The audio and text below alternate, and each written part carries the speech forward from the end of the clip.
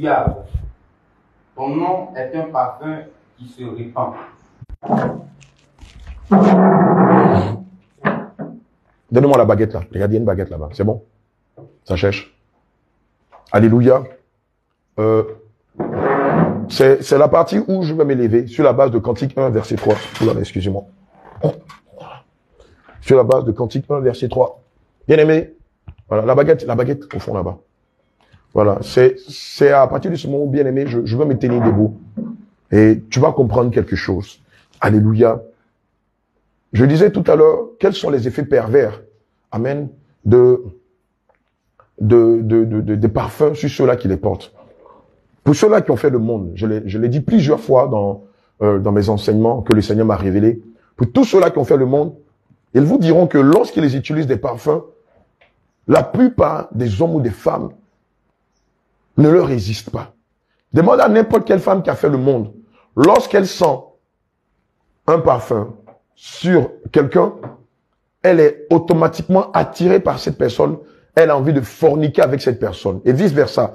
Lorsque une femme va mettre un parfum de bonne odeur, vous allez voir que les hommes seront attirés par ce parfum-là et auront envie de forniquer avec cette personne-là. Bien aimé, pourquoi? Parce que il y a quelque chose de mystérieux, il y a quelque chose d'extraordinaire qui se cache derrière les parfums. Vous avez là en face de moi une commode. Alléluia. Amen. C'est une commode. Vous avez même 2 commodes.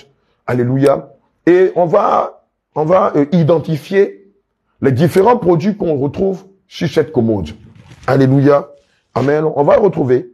C'est des commodes qu'on a le plus souvent dans les chambres, hein, qu'on a le plus souvent dans la maison de plusieurs jeunes filles, de plusieurs jeunes hommes. Mais c'est surtout les jeunes filles. Alléluia. On va commencer par ma droite. Voilà ce qu'on retrouve sur les commodes. Gloire à Jésus. Principalement, on retrouve sur les commodes une tête de mannequin. Amen. Avec de faux cheveux. Ça, c'est indéniable. Hein. La plupart des femmes, qu'elles soient musulmanes, qu'elles soient catholiques, qu'elles soient bouddhistes, qu'elles soient religieuses, chrétiennes en griffe, hein, chrétiennes vierges folles, vous allez constater que la plupart des femmes ont dans leur chambre cette commode-là, et sur laquelle il y a de faux cheveux. Celles qui ont les moyens de s'acheter une tête, une poupée, une figurine, vont s'acheter le visage d'une figurine avec des mèches, hein, qu'on appelle communément, voilà, des faux cheveux. Alléluia. Voilà. Hein, ça, ce sont des faux cheveux. Et c'est ce qu'on retrouve sur la plupart des commodes, hein, des faux cheveux. Voilà. Avec des pompons. Voilà. Avec des pompons. Voilà. Voilà. Et mais sur cette même commode, voilà, vous allez retrouver un parterre de bijoux. Un parterre de bijoux en tout genre. Hein, les principales, ce sont des chaînes. Voilà. Vous retrouvez des chaînes.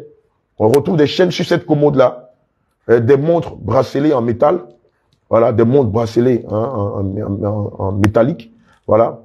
Vous retrouvez des boucles d'oreilles, alléluia, amen. Voilà, les modèles de chaînes varient de tous les genres. Oh, désolé, j'ai fait tomber la statue de Marie. Bon, je pensais qu'elle allait pouvoir se tenir sur ses pieds, mais on constate que ce n'est qu'une simple statue. Et elle ne peut pas se tenir sur ses pieds. Comprendre qui pourra. Alléluia. Je continue. Et évidemment, sur cette commode, vous avez des bracelets. Voilà, vous avez des bracelets pour le poignet. Voilà, il y a le bracelet aussi pour le tibia qu'on appelle des chaînes aux pieds ou des bracelets de pied. Voilà, vous avez des bracelets. Alléluia. Amen. Vous avez des pendants d'oreilles, hein, selon le livre de Genèse 35, versets 1 à 6. Voilà, vous avez des pendants d'oreilles. Voilà. Vous avez des pendants d'oreilles qui sont utilisés par la jante féminine comme par la jante masculine. Alléluia. Voilà, vous avez des pendants d'oreilles, c'est des choses qu'on retrouve sur les commodes de la jante féminine. Hein.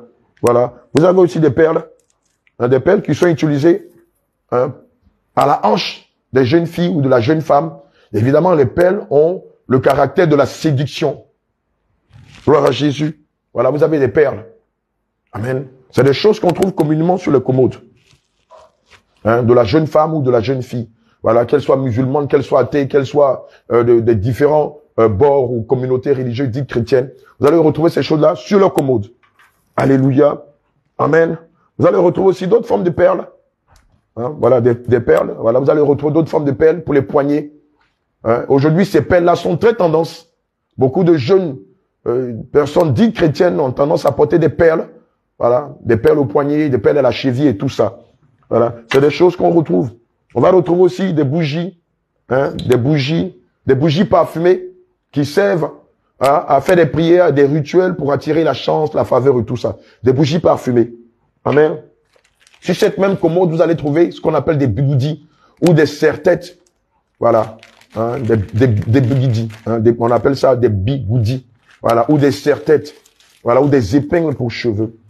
Voilà. Vous allez trouver hein, des chaînes. Regardez celle-là. Quand on regarde la texture, on voit bien qu'elle a la texture d'un serpent. Alléluia. On voit bien, voilà, qu'elle a la texture d'un serpent. Regardez bien la texture de cette chaîne. Voilà. Le corps de cette chaîne donne l'impression que c'est une peau de serpent. Alléluia. Tu vas comprendre quelque chose là. Alléluia. Sur cette même commode, naturellement, pour ceux qui sont, par exemple, dans l'islam ou dans le catholicisme, dans le bouddhisme, vous allez retrouver voilà. Vous allez retrouver des perles. Voilà, des perles. Mais ici, ça s'appelle des chapelets. Or, lorsqu'on lit le livre de 1 Timothée 2, verset 9, le Seigneur nous interdit formellement le port ou l'utilisation des perles. Voilà, ici, le diable n'a pas gardé le nom perle, de peur que ça ne choque si quelqu'un a l'intelligence de Dieu, est animé du Saint-Esprit. Donc, on va dire ici, chapelet. Amen. Et donc, vous avez plusieurs sortes de chapelets.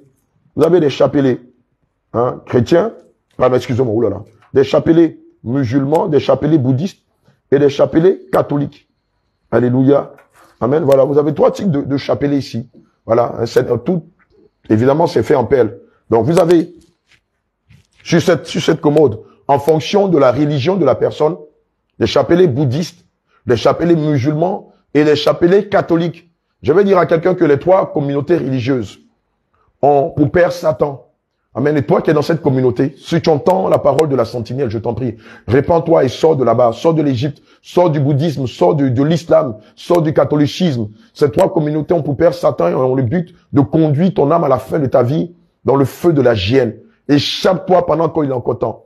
Voilà. Donc, en fonction de la religion, vous verrez ce type de perles-là, hein, de chapelet sur la commode de la bien-aimée ou du bien-aimé.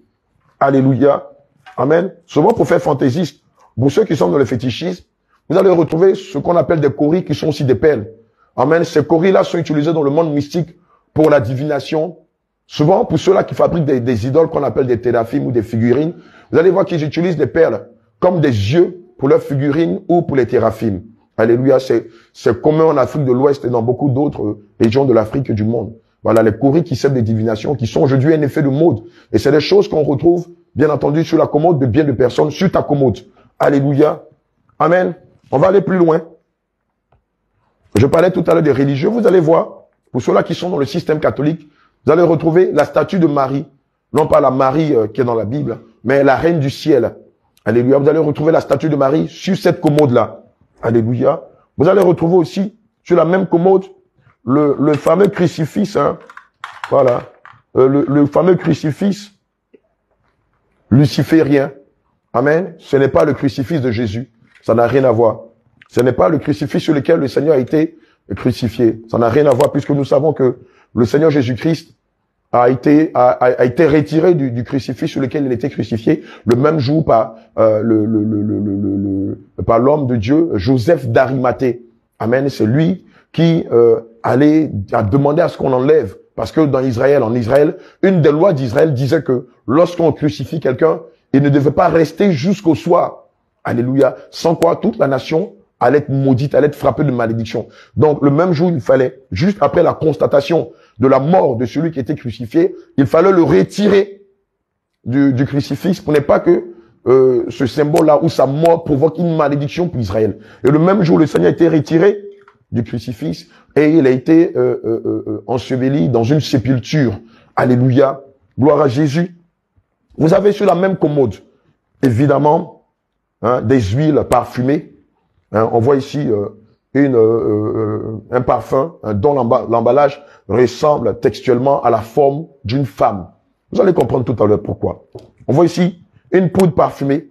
Alléluia. Regardez la forme. Regardez bien la forme de cette poudre parfumée. Amen. Alléluia. On voit bien que cette poudre parfumée a la forme d'une femme. On voit bien la poitrine. Hein, on voit bien le postérieur. On voit bien la morphologie. On voit bien la partie intime. Et on comprend bien que c'est la morphologie d'une femme. Et pour toi qui ne sais pas, la poudre qui est là-dedans, évidemment, lorsque la personne qui l'a utilisée va l'utiliser, on voit bien que la poudre a été utilisée un tout petit peu. Évidemment, le but ici, c'est de la mettre dans sa partie intime, dans la partie intime de la femme. Et lorsqu'elle l'utilise, tous ceux qui iront avec elle, tous ceux qui auront des rapports sexuels avec elle, seront définitivement détruits. Ils seront comme des chiens, c'est-à-dire, ils vont lui donner tout ce qu'ils possèdent et à la fin de leur vie, ils seront détruits. Puisque le livre de Jean 10 nous dit que le voleur ne vient que pour dérober, pour égorger et pour détruire. Alléluia. Vous avez ici une pommade. Enchantement. Regardez le nom de la pommade. Enchantement. Alléluia. Cette pommade a pour effet de faire grossir le postérieur et les calipiges de la femme. Et ça, vous retrouvez ce genre de produit-là sur la commode de plusieurs soi-disant chrétiennes. Tu te dis enfant de Dieu et tu utilises ce genre de choses pour faire grossir ton postérieur ou tes calipiges ou tes cuisses ou ta poitrine. Évidemment, quand ta poitrine et les autres parties de ton corps ont grossi, que vas-tu faire? Aller adorer Dieu en esprit en vérité? Ou vas-tu te mettre à chercher des hommes mariés et à rançonner les hommes, à abuser des hommes avec tes rondeurs? Que vas-tu faire avec ta grosse poitrine, avec ton postérieur prépondérant? Tu vas aller dans les rues dire aux gens, répands-toi? Non. Que vas-tu faire lorsque tu auras une poitrine généreuse ou une poitrine ou un postérieur prépondérant? Vas-tu t'habiller comme toutes les femmes vertueuses avec le voile et en vêtements couverts, ou vas-tu t'habiller en pantalon, en collant, en mini-jupe, comme le disait le pasteur Mohamed Sanouk qui disait que la femme chrétienne peut porter des pantalons? C'est ce que tu vas faire? Parce que eux, ils ne savent pas de quoi ils parlent. Parce que eux n'ont rien compris à Dieu. Ce sont des égarés qui égarent eux-mêmes des millions d'âmes. Et vous les acclamez. C'est ça? C'est ce que le Seigneur t'enseigne? À utiliser des produits pour augmenter tes rondeurs et aller séduire des gens et tu t'appelles chrétienne. Voilà ce qu'on retrouve sur la commode de plein d'enfants de Dieu qui malheureusement sont dans l'ignorance et qui disent non, c'est le cœur, c'est le cœur. Un produit pour augmenter les parties de son corps. Voilà. Voilà, on voit bien la pommade ici. Voilà. Herbal Hip Bot. Enlargement. Voilà, ça dit c'est des herbes. Hein, c'est une mixture faite à base d'herbes. Qui a pour but d'élargir le postérieur. Voilà, en bas. Voilà, c'est marqué en bas. Voilà, c'est marqué ici. Hanche. Voilà, bot, c'est postérieur. Enlargement, c'est élargi. Voilà, la hanche, c'est pour élargir la hanche. Les fesses, voilà, à base d'une plante élargissante. Voilà, voilà. Et c'est mis, voilà, c'est écrit, voilà, des vulgarités que j'ai même pas envie de dire. Voilà, élargissement, hanche, et voilà. Voilà. Donc, vous avez sur la commode de plusieurs enfants de Dieu qui malheureusement sont dans l'ignorance et qui font la volonté de la chair et non pas la volonté de l'esprit, des produits pour augmenter leur postérieur, leur hanche, leur poitrine, pour appétir le ventre ou pour augmenter les cuisses, dans le but évidemment de se dire, parce qu'une femme, une jeune fille qui va utiliser ces produits, ce n'est pas pour cacher son corps, c'est pour se dénuder. Alléluia. Amen. Voici un produit qu'on retrouve chez beaucoup de jeunes filles, 24K Gold Snail, pomme, je ne sais pas bien si c'est ce que je vois. Alléluia. Alléluia. Amen. Voici un produit. Voilà. Alors, on va déballer le produit, vous allez le voir. Quelqu'un peut m'aider? Voilà, donc on va déballer le produit. Vous allez voir. Bien aimé, pour toi, c'est une commode. Mais à la vérité, pour le Seigneur Jésus, ce n'est pas une commode. Amen, c'est un hôtel. Amen. Voilà. Voilà. Voilà. Carité. 24K. Évidemment, ce produit-là a pour effet d'enjoliver les ongles. Amen. Dieu t'a donné de jolis ongles avec une couleur de peau. Mais le diable te dit quoi? Utilise ce produit-là pour enjoliver tes ongles. Voilà. Et donc, ce produit-là a pour effet d'enjoliver. Enjoliver, c'est parer.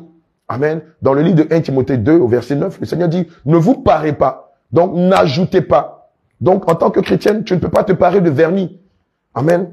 Ni j'avais vu des faux ongles quelque part. Ni de faux ongles. Alléluia. Ce n'est pas possible. Tu ne peux pas faire ces choses-là. Amen. Et comme je le disais tantôt, vous allez voir sur la commode de bon nombre de personnes, ces produits-là, Amen. On a ici ce produit qui s'appelle Fashion Air. C'est un produit au même titre que Dark and Lovely qui a pour but de ramollir les cheveux, de les défriser, de les lisser. Amen. De les laquer. Alléluia. Mais bien aimé, si le Seigneur t'a donné des cheveux crépus, c'est pour sa gloire. Si t'as donné des cheveux défrisés, c'est pour sa gloire. Mais tu ne peux en aucun cas changer ce que le Seigneur établit préalablement. Alléluia. En le faisant, c'est le contester. Or, qui a la capacité de contester le Créateur? Qui ici-bas, qui respire, qui a le souffle de vie que le Seigneur te donne, peut contester ce que Dieu a créé? Or, en Genèse 1, verset 31, il est dit que Dieu vit que tout ce qu'il fit, ou tout ce qu'il a créé était bon à voir.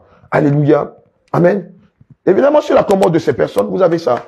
Des sèches-cheveux. Ou des babyliss. Ah, voilà, ça s'appelle des babyliss. Amen. Après, vous avez utilisé des dark and lovely. Dark and lovely qui veut dire amoureux des ténèbres. Dark, c'est ténèbres. Lovely, c'est amoureux. Amen. Donc, dark and lovely, ça veut dire amoureux des ténèbres. Ou amoureux et ténèbres. Alléluia. Évidemment, ce produit, comme les autres produits que vous voyez ici, viennent de la mer. Amen. Ce sont des produits de Jézabel, de Mami Wata. Ce sont des produits, bien aimés, de Méduse. Alléluia. Évidemment, lorsque vous utilisez ces choses, vous n'êtes plus en train de rendre un culte à Dieu, mais vous êtes en train de, par cet autel, de rendre un culte à Mami Wata, à Jézabel et à Méduse. Gloire à Jésus. Alléluia. Amen. Et vous avez des perles. Voilà, vous avez des perles, de ce genre-là. Voilà. Et regardez, c'est parce qu'on ne peut pas sentir d'ici. Mais vous allez voir que ces perles-là sont parfumées. Ces perles-là sont parfumées. Et derrière le caractère de ces perles, c'est la séduction. C'est la débauche, c'est la prostitution. Alléluia. Derrière le caractère de ces perles, bien aimé, c'est la dépravation. Amen. Gloire à Jésus. Et en tant que chrétienne, tu ne peux pas avoir ces choses chez toi à la maison. Tu ne peux pas avoir ces choses sur toi. Ça n'a pas de sens. Tu dois te repentir de cela et les détruire.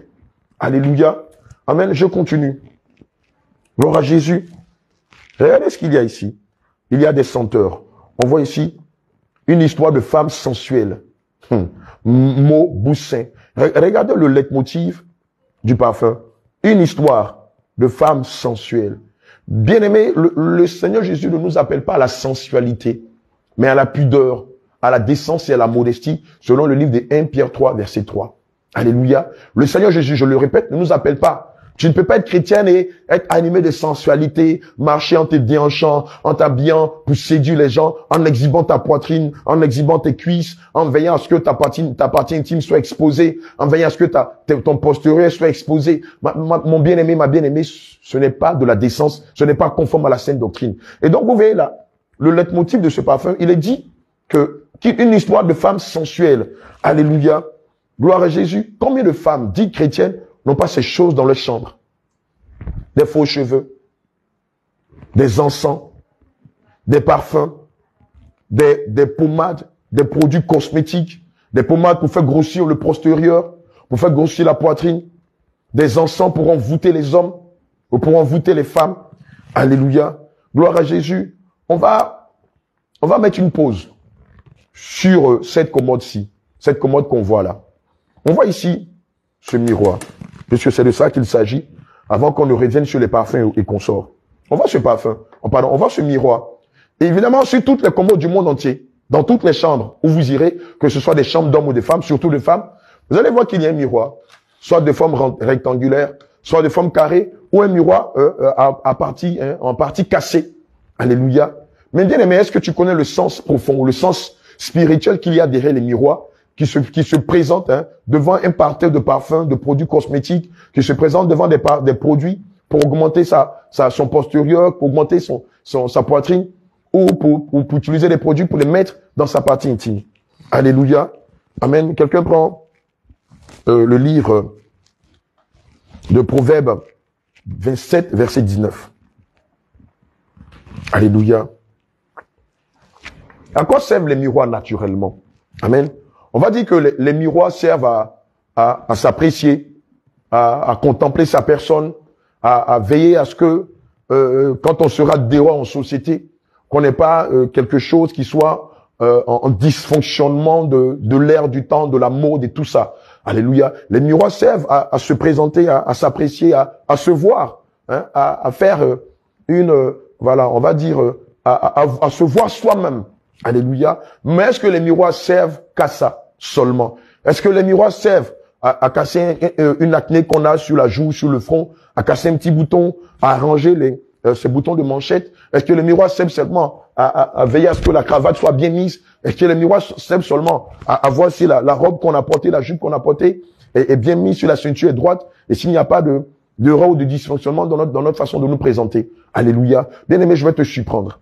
Le miroir ne sert pas seulement qu'à ça. Amen. Le miroir que tu vois devant les statues de Jézabel avec des faux cheveux, devant les parfums de Jézabel ou de Méduse, devant les produits pour augmenter sa poitrine, les miroirs servent, ou les miroirs sont une porte interdimensionnelle entre le monde physique et le monde astral, entre le monde physique et le monde des eaux.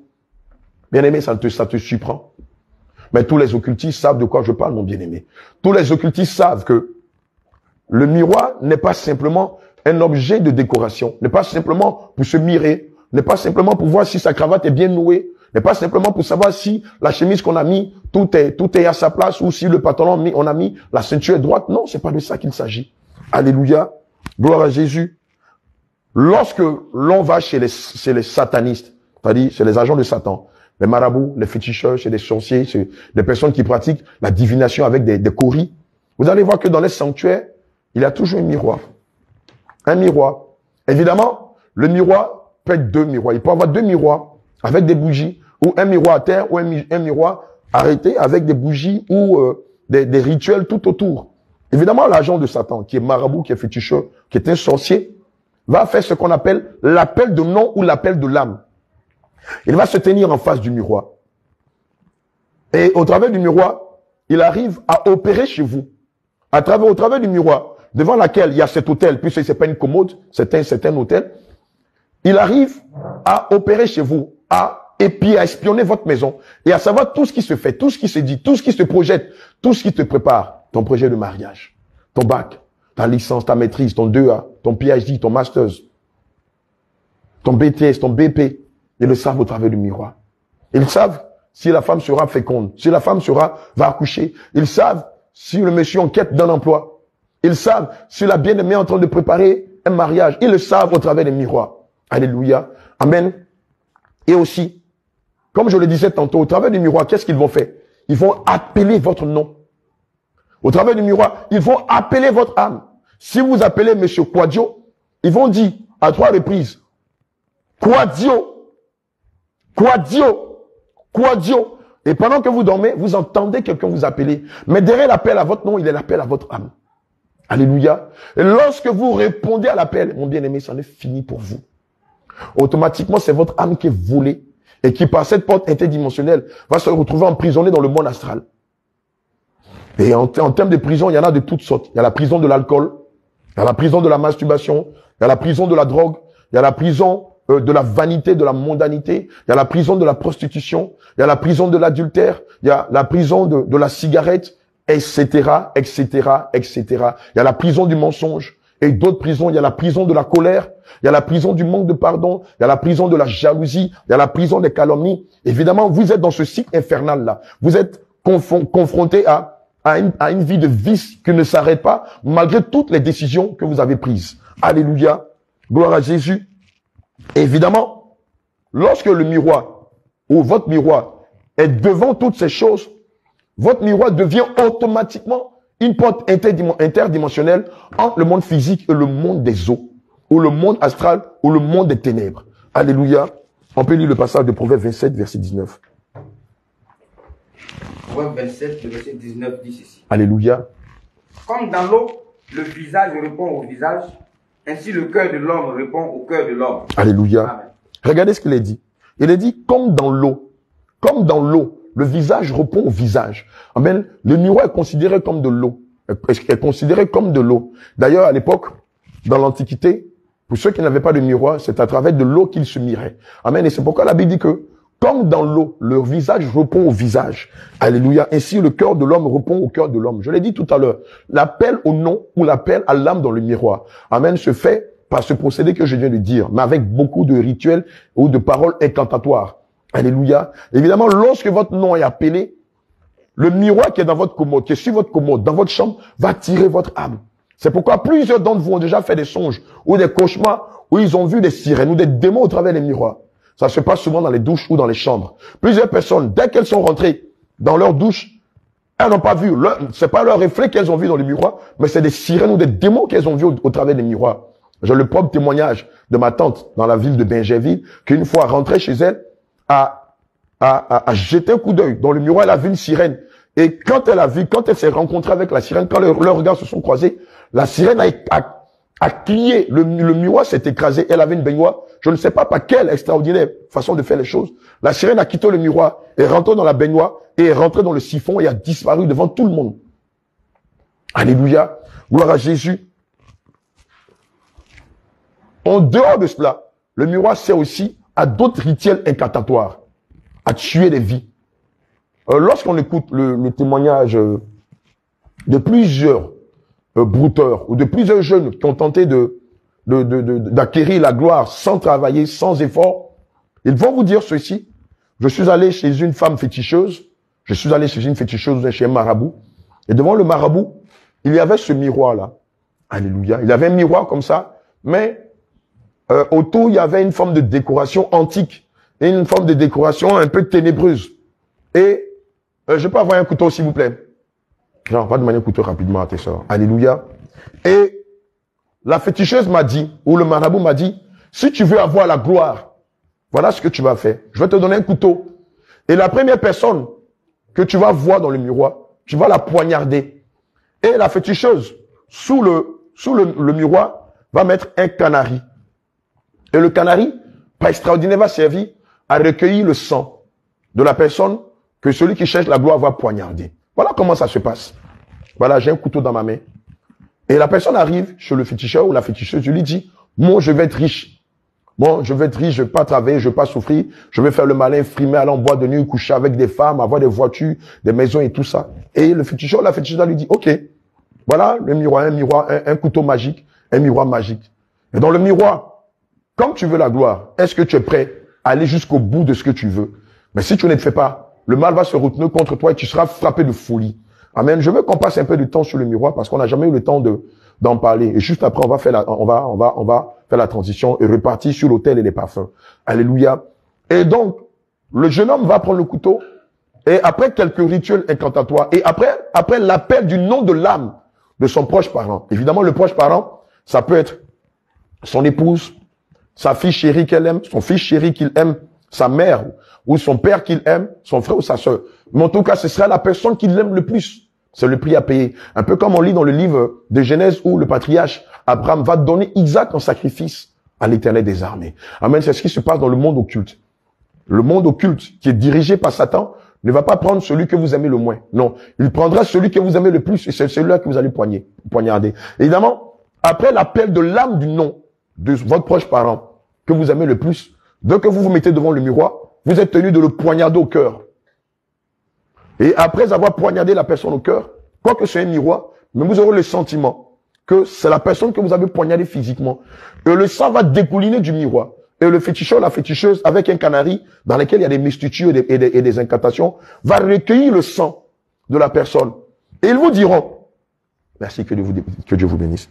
Ils vous diront qu'ils vont vous appeler pour vous annoncer que la personne est morte. Alléluia. Et quand la personne va mourir, vous n'aurez pas à pleurer. Si vous pleurez, le malheur va s'abattre sur vous. Vous risquez de devenir fou ou vous risquez de mourir. Alléluia. Donc, on vous dira la personne va mourir, mais pendant les funérailles, vous n'aurez pas à verser une seule larme.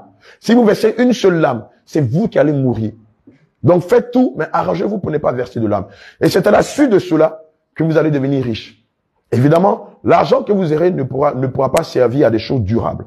Ne pourra pas servir à bâtir une maison, à construire, mais à faire des choses spontanées, à boire de l'alcool, à en partager à tout le monde, à sortir avec des filles, à acheter des vêtements, à fumer de la drogue, à faire tout, mais à ne rien réaliser. Puisque le diable, nous savons que lorsqu'il signe un contrat de sang avec vous, c'est un contrat de dupe, où vous ne pouvez pas vous en sortir avec des témoignages ou avec des acquis.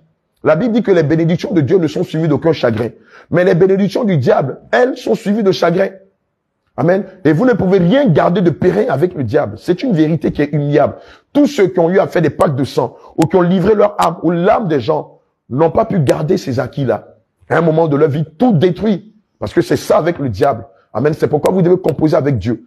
Maintenant, la mécanique ou le mystère qui se cache derrière ces incantations, c'est quoi? C'est que pour toi qui es né de nouveau, toi qui vis conformément à la saine doctrine, si on t'appelle, si l'ennemi t'appelle par le miroir, cela ne va pas prospérer. Déjà, il ne peut pas t'appeler. Pourquoi? Parce que ton sang est caché dans le sang de Jésus. Il y a une barrière de feu t'environne. Ce qui fait que si l'un de tes proches tente de donner ton sang pour devenir riche, de donner ta vie pour avoir la gloire de ce monde, lorsque le féticheur va tenter d'invoquer ton nom, regardez ce qui va se passer. Soit le miroir va être brisé, ou toutes ces incantations, tout ce que le féticheur a, qu'il utilise pour faire des incantations, tout va prendre feu.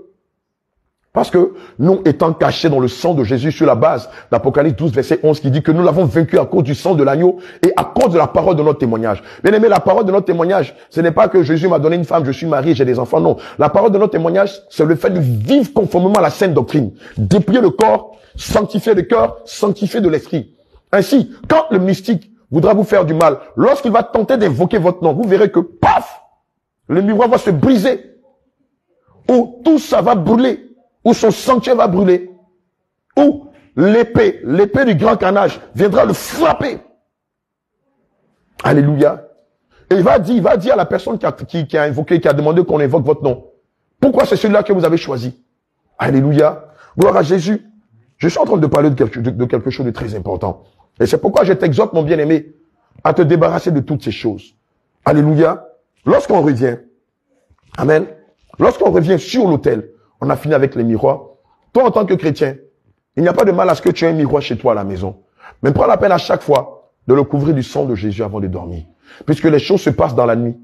Alléluia. Elles se passent dans la nuit ou à l'aube. Amen. Et gloire à Jésus. Donc, tu peux utiliser le miroir, mais aussi, comme pouvait le dire l'apôtre Paul, tout m'est permis, mais tout ne m'est pas utile. Et je ne me laisserai pas servir par quoi que ce soit. Alléluia. Quoique tu peux utiliser le miroir, il ne faudrait pas que le miroir devienne une idole ou un objet de culte pour toi. Où tu vas passer des heures et des heures devant le miroir, à regarder ta hanche, à regarder ta poitrine, à regarder tes pectoraux, à regarder tes tablettes de chocolat, à regarder tes cuisses, à regarder ton postérieur. Non, non, non, non, non. Juste ce qu'il faut. Est-ce que la chemise est bien mise? Est-ce que je me présente bien? Et ça suffit. Et vous partez. J'ai un bouton ici. Ah, je viens de constater que j'ai un bouton là. Bon, d'accord. Je vais essayer de le faire disparaître, soit en le cassant ou en utilisant une pommade. Évidemment, une pommade à caractère médical pour faire disparaître le bouton. Pas des pommades, on a vu tout à l'heure, pas des pommades esthétiques. Alléluia, gloire à Jésus. Revenons sur l'autel. Prenons le passage d'Osée 8, verset 11. Et quelqu'un prend Ésaïe 36, verset 7. Ésaïe 36, verset 7. Osée 8, verset 11. Ésaïe 36, verset 7. Je l'ai dit tout à l'heure, mon bien-aimé. Cette commode que tu appelles commode, pour Dieu n'est pas une commode, mais c'est un autel. Au même titre que les autels de Baal, au même titre que les autels d'Astarté, alléluia, au même titre que les autels de Diane, c'est-à-dire des démons qui se faisaient passer pour des dieux, qu'Israël a adoré malheureusement, et dont cela a attiré la colère et la foudre de Dieu contre eux. Amen. Il n'y a pas de différence entre quelqu'un qui a un autel dans son sanctuaire, qui adore l'esprit de Tanoué, l'esprit de Nyangon, l'esprit de Zérégui, et toi qui as cette commode chez toi à la maison. Devant Dieu, c'est la même chose. Et c'est le même culte au faux Dieu. Alléluia. Allons-y, Osée 8, verset 11. Osée 8, verset 11 dit ceci. Amen. Éphraïm a multiplié les autels pour pécher. Alléluia. Et ces autels l'ont fait tomber dans le péché. Amen. Amen. Alléluia. Éphraïm a multiplié les autels pour pécher.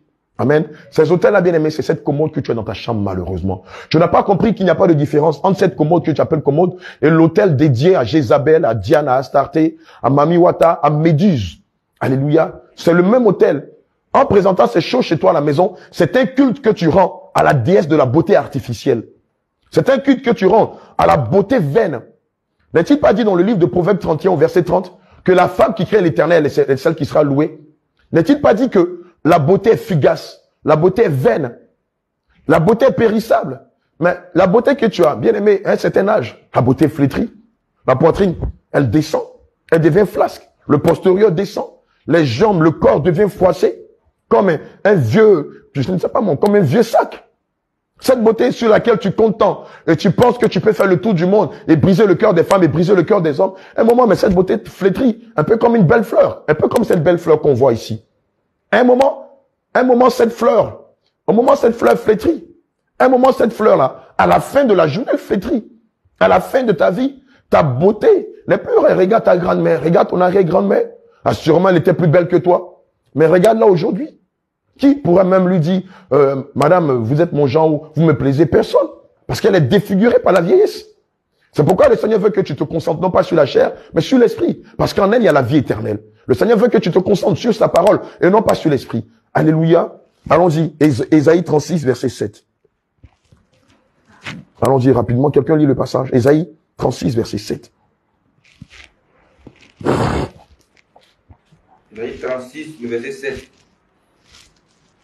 Peut-être me diras-tu, c'est dans l'Éternel notre Dieu que nous nous confions. Mais n'est-ce pas lui dont Ézéchias a fait disparaître les hauts lieux et les autels en disant à Juda et à Jérusalem, vous vous prosternez devant cet autel? Alléluia. Bien aimé, regarde. Lorsque tu utilises un parfum sur ta commode pour te parfumer, devant Dieu, tu te prosternes devant un autel. Lorsque tu mets sur ta tête, gloire à Jésus, de faux cheveux, devant Dieu, tu te prosternes devant un autel. C'est de ça qu'il s'agit. Lorsque tu utilises des faux cils ou des faux ongles, que tu les mets à tes yeux ou à tes ongles, devant Dieu, tu te prosternes devant cet autel-là. Alléluia. Lorsque tu utilises des produits cosmétiques, dans le but d'embellir ton teint, ou de changer la couleur de ta peau, devant Dieu, tu te prosternes devant l'autel de Jézabel. Tu te prosternes devant l'autel de Diane d'Astarté. Devant Dieu, tu te prosternes devant l'autel de Méduse.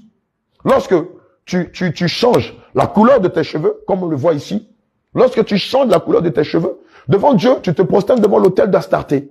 Devant Dieu, tu te prosternes devant l'autel de Baal. Devant Dieu, tu te prosternes, pas devant l'autel de Baal, puisque l'autel de Baal, c'est le football. Alléluia, c'est le football. Alléluia. Mais ici, tu te prosternes devant l'autel de Méduse.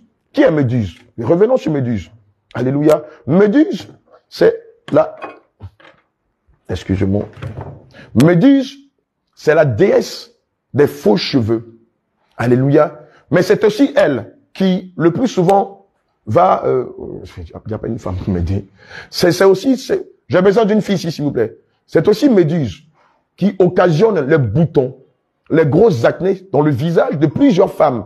Pourquoi? Parce qu'elle met de faux cheveux. Parce qu'elles trouvent qu'elles sont belles. Et Méduse, ce démon jaloux-là, ne supporte pas quand les filles de Sion, les filles de Jérusalem, s'appuient sur les beautés en disant « je suis très belle ». Donc, elle a détruit le visage. On sonne. Elle a détruit le visage en provoquant des boutons dans le visage. Et c'est pourquoi vous allez voir que beaucoup de femmes qui ont dans le visage, dès l'instant, elles enlèvent les mèches, les faux cheveux. Écoutez-moi bien, mes bien-aimés. Dès l'instant, ces femmes-là vont retirer les faux cheveux de leur tête et se repentir, vous allez voir. Je vous donne même pas une semaine. Les boutons vont commencer à disparaître. Le Seigneur nous l'a dit. Les boutons vont commencer à disparaître d'eux-mêmes. Mais tant que vous gardez le produit de Méduse sur votre tête, elle va vous détruire le visage. Je l'ai rencontré 3 ou 4 fois dans ma vie chrétienne, lors des délivrances. Elle me l'a dit. Elle est jalouse de la beauté que Dieu a donnée aux êtres humains, surtout aux femmes chrétiennes, aux filles de Jérusalem. Et en ce qui concerne les filles de Jérusalem, elle veille, lorsqu'elles mettent ces choses, à les détruire le visage en provoquant de gros boutons qui finissent par provoquer des rides ou des pustules dans le visage. Alléluia. Ça, Mohamed Sanogo, tu le savais. Pastor Loma Soni Sinami, tu le savais. Et vous permettez que vos femmes et les filles de Dieu qui cherchent le salut viennent dans vos communautés avec de faux cheveux. Et vous pensez que vous irez au ciel? Alléluia. Gloire à Jésus. On n'a pas fini. Amen. Évidemment, lorsque vous utilisez tous ces produits contrefaits, ces produits qui font la promotion de la beauté artificielle, vous vous prosternez devant Astarté, vous vous prosternez devant Méduse, vous vous prosternez devant Jézabel, vous vous prosternez devant Diane, vous vous prosternez devant Mami Wata. Alléluia. Et c'est de ça que la parole de Dieu parle. Gloire à Jésus. 2 Chroniques 33, verset 3. Amen. Et donc, ma bien-aimée, toi qui as ces choses chez toi à la maison, toi qui sur ta commode à des parfums, des produits de beauté, à des produits pour augmenter ta poitrine ou ton postérieur ou tes jambes ou tes cuisses, à des produits pour séduire les hommes, à des produits que tu utilises dans ta partie intime pour faire mordre la poussière aux hommes et pour les amener des béni-oui-bi, des chiens qui vont tout te donner. Bien-aimé, je t'appelle à te repentir. Toi qui utilises n'importe quel type de parfum, Je t'appelle à la repentance. Alléluia. 2 Chroniques 33, verset 3. 2 Chroniques 33, le verset 3. Alléluia. La parole de Dieu. Il rebâtit les hauts lieux qu'Ézéchias, son père, avait réservés. Il éleva des autels au Baal. Et il fit des idoles d'Astarté. Voilà, voici. Bien aimé, voici les idoles d'Astarté. Amen. Voici les idoles d'Astarté, de Mami Wata, de Diane, des faux cheveux, des cheveux colorés, des parfums, des encens. Regarde ce type d'encens. Regarde ce qu'il est marqué sur ce type d'encens. 666. 666. Regarde bien l'encens. C'est marqué 666. Et tu penses que 666, c'est le sceau de la bénédiction? C'est un sceau de la malédiction. Mais ces encens-là sont utilisés où? Dans l'islam, dans le catholicisme, dans le fétichisme, dans le maraboutage, et dans beaucoup d'autres domaines. Ça ne te surprend pas. Et tu penses que cet encens-là est différent de... J'ai vu quelque chose là. Tu penses que cet encens est différent de Yves Saint Laurent libre, de Yves Saint Laurent? C'est la même chose. C'est des déchets que tu mets sur toi. C'est des excréments que tu mets sur toi. Aide-moi s'il vous plaît. C'est ça le bas blesse. Devant l'esprit de Dieu, l'esprit de vérité, devant le Dieu de la sainteté. Mais plaque le 666 là. Fais sans toute intelligence, je t'en prie. Attrape ça et puis on n'a qu'à voir. Alléluia. Devant l'esprit de Dieu, le fait que tu mets des parfums sur toi, ou le fait qu'un marabout utilise ses encens, ou la mosquée, ou le système catholique, ou bien n'importe quel type de personne qui cherche la faveur ou n'importe quoi, devant Dieu, vous êtes pareil. C'est des déchets que vous mettez sur vous. Et le Seigneur ne peut pas sentir ces odeurs-là, parce que pour lui, c'est des parfums de mauvaise odeur. Alléluia. Bien aimé, c'est ça la vérité. Que ce soit pareil. C'est aussi pareil pour les poudres. C'est pareil pour les poudres. Les poudres parfumées qu'on sort. Tu ne peux pas les utiliser en tant que chrétien. En les utilisant, tu pèches contre la parole de Dieu. Tu pèches contre ton âme. Tu pèches contre les commandements de Dieu. Oui, la grâce même te dit que vous ne pouvez pas utiliser des toilettes élégantes. Quand en 1 Timothée 2,9, le Seigneur parle de toilettes élégantes, il s'agit des parfums. Il s'agit des parfums. Qu'est-ce que tu appelles toilette élégante? C'est pas de l'eau que tu mets sur toi. C'est les huiles parfumées. C'est les senteurs que tu mets sur toi. Et en faisant ces choses, tu pèches contre ton âme. Je t'ai demandé tout à l'heure, lorsque tu mets ces choses sur toi, est-ce que tu sais l'effet que cela a sur ton âme? Amen. Et donc, toutes ces choses-là, et cette commode-là, devant Dieu, ce sont des autels dédiés à Astarté, des autels dédiés à Diane, des autels dédiés à Méduse. C'est pourquoi je t'exhorte, non seulement à te débarrasser de tes faux cheveux, mais aussi à te raser les cheveux défrisés que tu as fait. Parce que ni les faux cheveux, ni les cheveux défrisés que tu as fait, ce n'est pas le Seigneur Jésus qui te les a donnés. Tu allais les chercher dans le monde. Et c'est pourquoi tu dois te repentir de toutes ces choses. Et je le dis et je le répète, aucune personne qui ne met de parfum ne parle au ciel, ne peut espérer aller au ciel. C'est pas possible, c'est écrit. Et c'est ce que nous sommes en train de voir. Alléluia. Donc toutes ces choses, tu dois les détruire. Parfum, senteur, bougie, statue de Marie, statue de je ne sais quoi. Tu dois les détruire. Dieu n'est pas une idole. Dieu est plus grand qu'une idole. Tu as déjà vu la mer? Tu as déjà vu l'immensité de la mer? Tous ceux qui ont vu la première fois la mer ont tous eu peur à cause de l'immensité de la mer. Mais celui qui a créé la mer est plus immense que la mer. Et c'est cette forme-là que tu lui donnes. C'est cette forme-là que tu donnes à Dieu. Cette petite babiole, cette figurine-là, c'est celle-là que tu donnes à Dieu. Dieu est plus grand que ça. Mais la maison même dans laquelle tu vis est plus grande que ça. Et c'est cette babiole-là que tu donnes à Dieu. Bien-aimé, je t'en prie. Le Seigneur dit dans sa parole. Le Seigneur pouvait dire dans sa parole. Il a dit ceci. Qui peut me faire une maison? Le ciel est mon trône et la terre est mon marchepied. Et il dit, je n'habite pas dans la maison je n'habite pas dans la maison faite des mains d'hommes. Mais si Dieu n'habite pas dans la maison faite des mains d'hommes, Dieu peut-il habiter dans une idole? Bien-aimé, réfléchis. Et tu as ça sur ta commode, sans savoir que cela attire des démons. Et c'est ce qui provoque dans ta vie la présence des maris de nuit. C'est à cause de toutes ces choses que l'œuvre de la sorcellerie est manifeste dans ta vie. C'est à cause des miroirs, devant tous ces objets d'Astarté, de Méduse, de Jézabel, de Mami Wata, que l'œuvre de la sorcellerie n'arrête pas de t'oppresser. C'est à cause de ça que tu as des femmes de nuit dans ta vie. C'est à cause de ça que, malgré les nombreuses délivrances que tu as fait, rien n'aboutit dans ta vie. Parce que toutes ces choses sont des démons et ils en veulent à ta vie. Quoi? Prenons qui? Yves Saint Laurent, Manifiesto, homme en fête. Et prenons Libre, j'ai vu ça quelque part. J'ai vu un parfum qui s'appelait Libre. Bien aimé, Jean 8,36 dit, si donc vous êtes en Christ, réellement vous êtes libre. C'est le Seigneur qui a affranchi, qui rend libre. Non pas des parfums, c'était blasphème. Hein? Si passionné. Regarde ce parfum-là. Giorgio Armani. Giorgio Armani. Si passionné. Bien aimé, le Seigneur Jésus dit en 2 Timothée 2, verset 22, fuis les passions de la jeunesse. Voici. Voilà, Yves Saint-Laurent. Et regardez le symbole, la tête de Baphomet. Regardez le symbole de Yves Saint-Laurent. La tête de Baphomet. Et puis Laurent. Yves Laurent, c'est pas un saint. Il ne fait pas partie des saints. Nous connaissons Timothée. Nous connaissons Paul. Nous connaissons Simon-Pierre, qui sont des saints. Nous connaissons Élie. Nous connaissons tous les prophètes dans la Bible, qui sont des saints. Mais Yves n'est pas saint. Et regardez, Yves Saint-Laurent. Et d'ailleurs, quand on parle des saints, le caractère du saint vient avant le nom. Saint Barthélemy, Saint Matthieu, Saint Paul. Mais le nom ne vient pas avant le caractère de saint. Alors, regardez ici, il est dit Yves Saint-Laurent. Bien aimé, c'est un blasphème contre le nom du Seigneur Jésus-Christ. Alléluia. Regardez ici. Regardez ce parfum-là. Yes, I am. Mais c'est le nom de qui? I am. C'est le nom de qui, mon bien-aimé? C'est le nom de Jésus. Gloire à Jésus. C'est le nom de Jésus. I am. Je suis. Selon Exode 3, verset 14, 12 à 14, le Seigneur va dire au patriarche Moïse, dis-le que je suis m'a envoyé.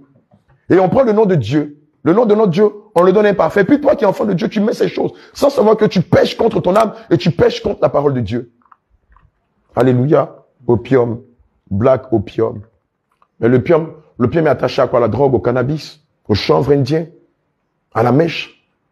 L'opium, c'est de la drogue. Et toi, en tant qu'enfant de Dieu, tu mets ça sur ton temple. Sur ton corps qui est le temple du Saint-Esprit. Et tu penses que Dieu va apprécier que tu vives ainsi? Oh, c'est sûr. Burberry's. Burberry's. Alléluia. Voilà, plein de trucs.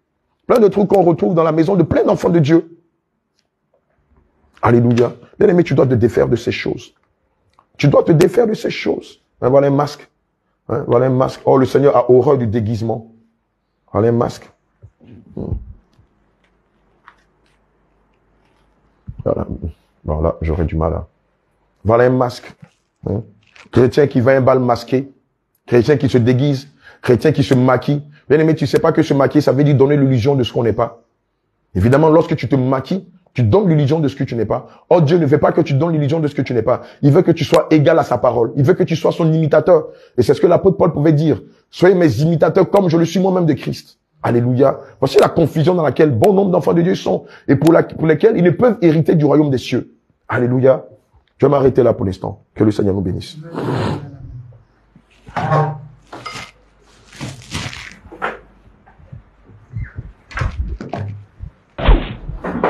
Alléluia. Permettez que je boive un verre de vin. Excusez-moi. Permettez que je boive un verre de jus. Amen. Un jus de fruits. Gloire à Jésus. Lorsqu'on lit Cantique 1, verset 3, il est dit, tes parfums ont une odeur suave. Ton nom est un parfum qui se répand. Ce passage est d'abord adressé au Seigneur Jésus-Christ face à son Église. Mais ce passage aussi révèle le mystère qui se cache derrière les parfums lorsqu'on les porte sur soi.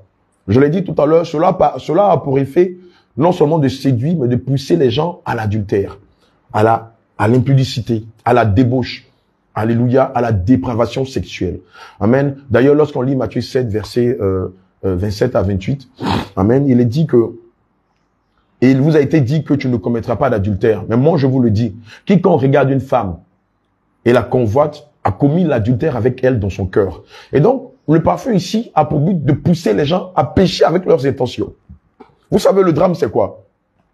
C'est que lorsqu'on lit la Bible et qu'on la découvre dans sa vérité, on est choqué de savoir que les lois que le Seigneur a données à Moïse ne sont rien comparées aux préceptes que le Seigneur nous a donnés. Ça veut dire quoi? Ça veut dire que sous l'aide de la grâce, il est plus facile de pécher que sous l'aide de la loi. Pourquoi? Parce qu'ici, le simple fait de penser est un péché. Le simple fait de penser du mal à quelqu'un est un péché. Le simple fait de convoiter une femme avec ses regards est un péché. Or, dans l'Ancien Testament, il fallait d'abord passer à l'acte avant qu'on ne qualifie un acte de péché. C'est pourquoi aujourd'hui, bien aimé, le niveau auquel le Seigneur Jésus attend que les brebis aient accès au ciel est plus élevé que dans l'Ancien Testament. C'est pourquoi je ne voudrais pas que vous preniez cet enseignement à la légère. Ce n'est pas de l'amusement ce que nous sommes en train de faire là. Alléluia. Gloire à Jésus. Et donc, tu ne peux pas te parfumer. Parce qu'en le faisant, tu perds ton âme. En le faisant, tu pèches contre Dieu. Alléluia. Et comme je l'ai dit tout à l'heure, les commodes que nous avons vues, devant Dieu, ce ne sont pas simplement que de simples commodes, mais ce sont des autels dédiés à Astarté, à Diane et à Méduse et à Mami Wata. Gloire à Jésus. Amen. Prenons le livre de Ésaïe. On a déjà lu 2 Chroniques 33, verset 3, c'est ça?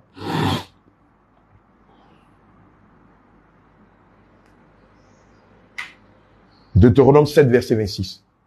Deutéronome 7, verset 26. Regarde ce qu'il est dit là.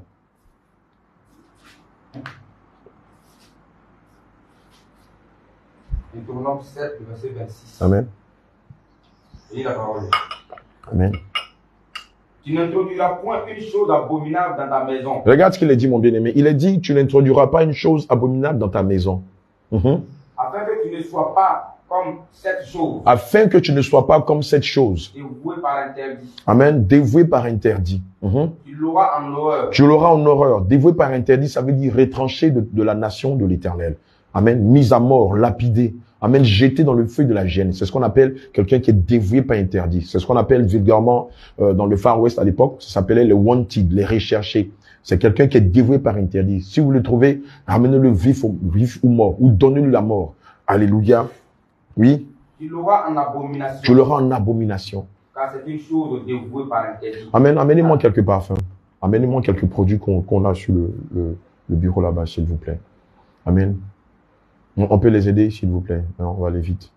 Amen. Évidemment, ces choses-là que tu appelles parfums et qu'ils te remplissent d'orgueil et de fierté, le Seigneur Jésus dit qu'ils ne doivent pas rentrer dans ta maison, selon Deutéronome 7, verset 26. Amen. Le Seigneur Jésus dit que ces choses ne doivent pas rentrer dans ta maison. Tu ne dois pas les emmener chez toi à la maison. Personne ne doit les porter chez toi à la maison.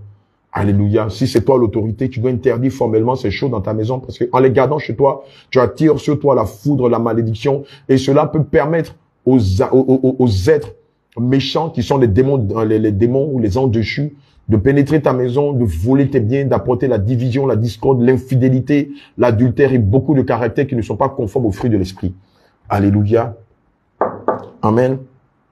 Car c'est une chose dévouée par interdit. Le verset 25. Regardez ce que le Seigneur attend de nous devant toutes ces choses-là. Amenez-moi quelques produits, pas forcément des parfums, n'importe quel type de produit. Deutéronome 7, verset 25. Le verset 25. C'est juste au-dessus. D'autres types de produits. Voilà. Deutéronome 7, verset 25. Alléluia. Amen. Vous brûlerez au feu les images taillées de leur Dieu.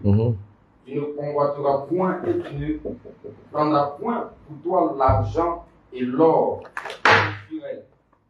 J'ai peur que ces choses ne te deviennent un piège. Tu as entendu, mon bien-aimé. Le Seigneur Jésus dit, ces produits-là, ces produits, voilà, des glosses, voilà, waouh, ça s'appelle waouh, voilà, des glosses, hein, connaître les glosses, c'est les rouges à lèvres, les roses à lèvres, les noirs à lèvres, voilà, c'est pour amplifier, c'est pour amplifier la texture des lèvres afin qu'à la vue qu'elle soit excitante.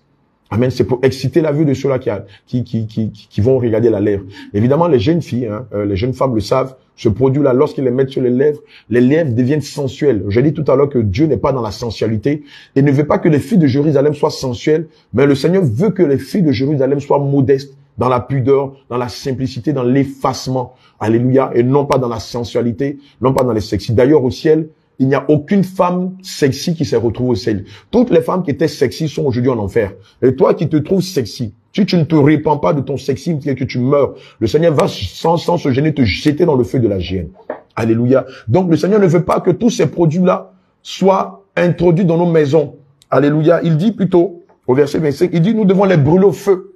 Alléluia. Il dit nous devons brûler ces faux dieux-là. Nous devons les brûler. Amen. Et nous ne devons pas prendre sur nous l'or et l'argent qui est là-dessus. Ça veut dire quoi? Oh bon, j'ai un parfum, comme je ne veux pas l'utiliser, je vais le donner à ma sœur. Non, non, non, non, non, non, non. Ce sont des démons. Oui, Monguerlin, c'est un démon. Loulou Cacharel, c'est un démon. Amor, c'est un démon. Dior, Christian Dior, c'est un démon. Je l'ai dit la dernière fois. Christian Dior, ça veut dire Christian. Christian, c'est chrétien. Dior, c'est l'envers de roide. Chrétien, au peuple, au cou roide. Hein, on le voit dans dans Exode 33, versets 1 à 5. Où le Seigneur traite Israël de peuple au cou roide. Et roide, le verlan, là, l'envers, c'est Dior. Donc, Christian, c'est chrétien. Donc, c'est chrétien têtu, chrétien rebelle, chrétien soumis, chrétien fou, chrétien écervelé. Voilà comment le diable nous traite. Vous qui mettez des parfums. Alléluia. Et je crois que c'est la marque Chanel, la marque de parfum Chanel, le principe ou le leitmotiv de Chanel, c'est every woman alive love Chanel. Toutes les femmes vivantes aiment la chair. Toutes les femmes vivantes aiment la volupté. Voilà ce que le diable dit des filles de Jérusalem. Il dit de vous que vous aimez la chair. À la limite, toutes les chrétiennes, c'est un blasphème, hein, c'est pas ce que ça veut dire. Toutes les femmes chrétiennes sont des prostituées. Voilà comment Satan nous qualifie. Puisque nous savons que Satan a tendance à maudire, à menacer, à intimider, à injurier. Alléluia. Et toi, tu mets ces choses-là sans savoir que tu pèches contre ton âme. N'écoute pas ton pasteur, écoute la voix de la sentinelle, écoute la parole de Dieu qui est bonne pour le salut de ton âme. Alléluia. Amen. Et évidemment, il y a, je l'ai dit tout à l'heure, c'est un danger pour toi que d'avoir ces choses-là chez toi à la maison, sur ta commode, dans ta maison, que ce soit les miroirs avec toutes ces choses. En ce qui concerne les miroirs, je l'ai dit, on peut les garder, mais il faut les sanctifier et il faut les éloigner de tout ce qui est autel de Jézabel. Sans quoi, quand vous les mettez là, du coup, ça devient une porte interdimensionnelle. Évidemment, quiconque appellera votre âme sera volée et vos étoiles seront volées. Vous allez voir, quand on va rentrer dans les prières liées aux rituels, aux incantations des miroirs, vous allez voir que beaucoup de chaînes vont être brisées. Les gens seront choqués de savoir qu'ils ont été envoûtés par des miroirs devant toutes ces choses de Jézabel. Et c'est pourquoi toi qui as chez toi, tout ce que nous avons cité, des parfums, des produits cosmétiques, des huiles que tu mets dans ta partie intime pour séduire les hommes ou pour pousser les hommes à devenir comme des bénis oui-oui, des produits pour augmenter ta poitrine ou ton postérieur, des encens pour attirer la chance, des parfums pour briser des foyers. Tu dois te débarrasser des choses et te repentir. Sans quoi, malheur à toi. Que représentent les parfums spirituellement selon la saine doctrine? Apocalypse 5, verset 8. Apocalypse 5, verset 8.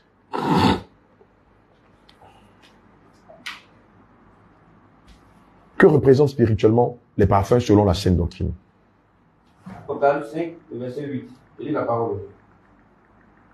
Quand il eut pris le livre, les 4 êtres vivants et les 24 vieillards se prosternaient devant l'agneau, tenant chacun une harpe et des coupes d'or remplies de parfums, qui sont les prières des saints. Alléluia. Amen. Apocalypse 5, 8 dit que quand il eut pris le livre, les 4 êtres vivants et les 24 vieillards se prosternaient devant l'agneau, tenant chacun une harpe et des coupes d'or remplies de parfums qui sont les prières des saints. Déjà, l'agneau, tu dois comprendre que c'est le Seigneur Jésus-Christ. Et donc, lorsqu'on parle de l'agneau immolé, évidemment, non seulement c'est le Seigneur Jésus-Christ, mais c'est Dieu. Et sur le passage nous révèle la divinité, une fois de plus, la divinité du Seigneur Jésus-Christ. Amen. Alléluia. Et il nous révèle ici que la prière, ce sont des parfums des saints. Amen. Donc, spirituellement, les parfums sont les prières des saints, nos prières d'intercession, nos prières de proclamation, nos prières de combat. Amen. Nos prières d'autorité, ce sont des parfums devant le Seigneur Jésus-Christ. Et ce sont des parfums de bonne odeur. Alléluia. Amen. Quelles sont les conséquences qui se cachent derrière ceux qui utilisent les parfums? Ésaïe 3, verset 24. La première phrase, les deux premières phrases. Ésaïe 3, verset 24. Et Lévitique 26, verset 31. Ésaïe 3, verset 24. Amen. Au lieu de parfum, il y aura de l'infection. Il y aura de l'infection. Alléluia. Point final. Voilà ce que le Seigneur Jésus dit. Et c'est ce que Naïli Gomez disait dans le témoignage. C'est le Seigneur même qui va lui donner la révélation de ce passage-là. Au lieu de parfum, cette personne qui avait pour habitude, ou au passage de mettre des parfums, au lieu de parfum, puisque le Seigneur de Jésus en Exode 30, au verset 38, va dire que quiconque en fera de semblable pour le sentir sera retranché de son peuple. Évidemment, la Bible dit qu'ici, au lieu des parfums, les parfums que tu mettais sur toi, dans lesquels tu avais le sentiment d'orgueil, de fierté, d'avoir une certaine assurance, une certaine aisance qui faisait que tu parlais avec dédain, avec mépris, tu t'animais d'un esprit de séduction. Le Seigneur Jésus dit, au lieu de ces caractères-là, ce sera de la putréfaction, ce sera de l'infection. Alléluia. Lévitique 26, verset 31. Une autre conséquence de ceux-là qui utilisent des parfums. Alléluia. Lévitique 26. Non, ça va. Lévitique 26, verset 31, excusez-moi.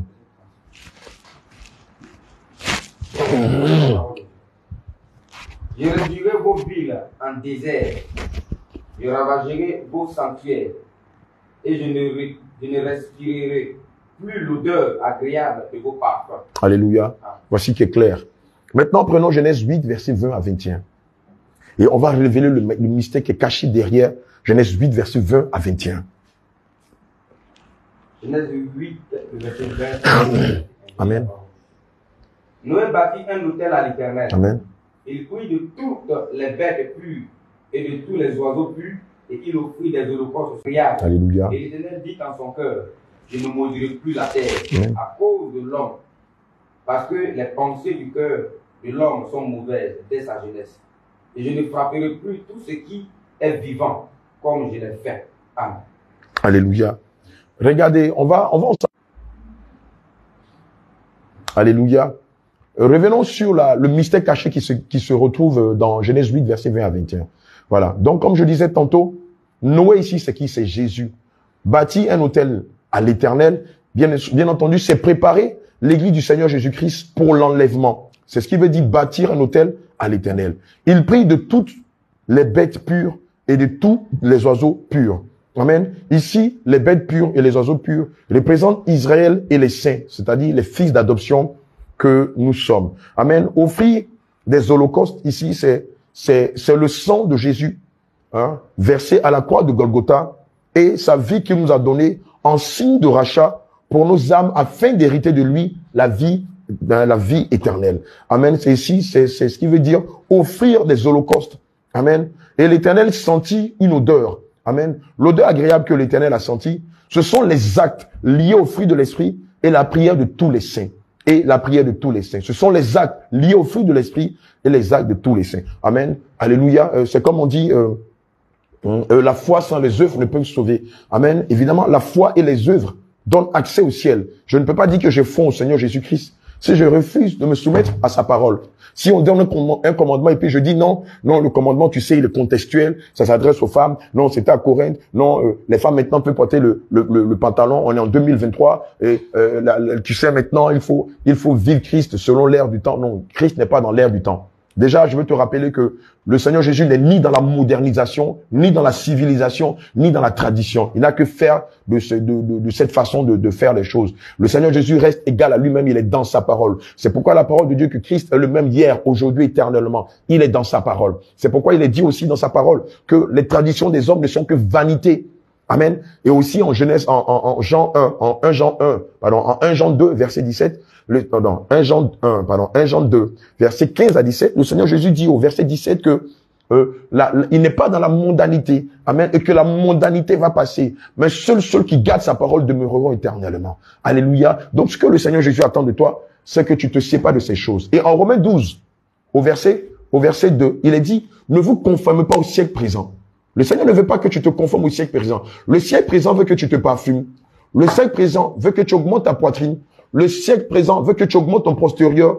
Le siècle présent veut que tu te dépigmentes la peau. Le siècle présent veut que tu maquilles tes lèvres. Le siècle présent veut que tu utilises des poudres que tu vas te mettre dans la partie intime dans le but de séduire des hommes et leur dévorer tout leur salaire. Le siècle présent veut que tu utilises des huiles parfumées dans le but de séduire, de détruire des vies, de gâcher des carrières, de briser des foyers. Le siècle présent veut que tu utilises des senteurs pour attirer la faveur, la chance et beaucoup de choses. Le siècle présent veut que tu mets des parfums sur toi dans le but de plaire dans la société. Bien aimé, on ne vit pas pour plaire à la société. On vit pour plaire à l'époux et l'époux c'est Jésus. On vit pour se préparer pour le ciel. D'ailleurs, la Bible dit que nous sommes des voyageurs ici-bas. Est-ce que le voyageur doit s'accommoder des choses du monde? Non. Le Seigneur veut que tu te prépares pour le ciel. Parce qu'ici, la vie que tu mènes, elle est passagère. Elle est pourquoi 50 ans, 60 ans, 70 ans, pour les plus forts ou les robustes, 120 ans. Ce que le Seigneur veut, c'est que d'ici, tu prépares le royaume céleste. Mais cela se passe comment? Dans le dépouillement du corps, dans la sanctification du cœur, dans la sanctification de l'esprit, dans la vérité, dans la justice, dans la persévérance, dans la foi, dans le renoncement, dans la vie de consécration, dans l'évangélisation, dans la vie de prière, dans la vie de méditation de la parole de Dieu. Voilà comment tu dois préparer ta place au ciel, ta demeure au ciel. Sans quoi, si tu vis dans les raisonnements de « moi, tant que mon pasteur ne m'a pas dit, moi, dans mon église, on n'enseigne pas ça, nous, on ne nous a jamais dit ça », mon bien-aimé, tu vas te fourvoyer. C'est avec la parole de Dieu que le Seigneur va condamner le monde. Et c'est aussi avec la parole de Dieu que le Seigneur va justifier ses saints.